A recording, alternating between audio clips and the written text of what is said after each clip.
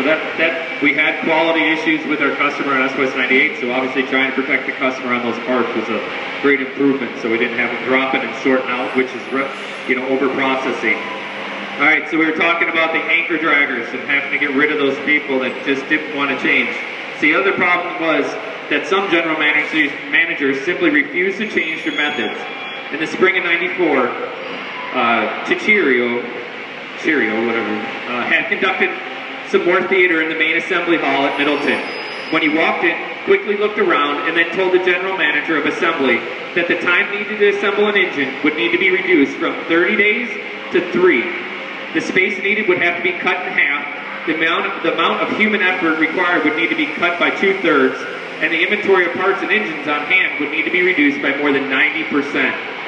What was more, assembly of these massive machines would need to be converted from bench assembly to a moving track in continuous flow, and it would be necessary to start immediately. The general manager and his deputies argued that this was simply impossible to do quickly for such a complex product in such a complex organization as Pratt & Whitney, using highly skilled craftsmen to correct mistakes made further upstream. They promised to work on a long-term plan, but it was apparent that nothing would happen soon.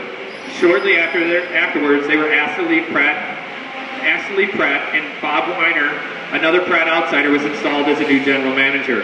Over the 3-year period from '91 to '94, the number of senior managers at Pratt's operations group was reduced from 72 to 36, and only 17 of the remaining 36 were with the company in 1991. To make the lean transformation happen in this extraordinary ingrown organization, it proved necessary to replace a much higher fraction of the management than in other organizations we have examined. All right, so obviously just stuck at doing things a certain way, right? So why we can't do it, it's not why we can't do it, what things are keeping us from doing it, right? So it's not that it can't be done, but what keeps us from getting it done. All right, so you got to think about what has to transform. That's massive. That's a lot they're asking for, but obviously they need to produce it to keep in business, right? All right, so we're going to start watching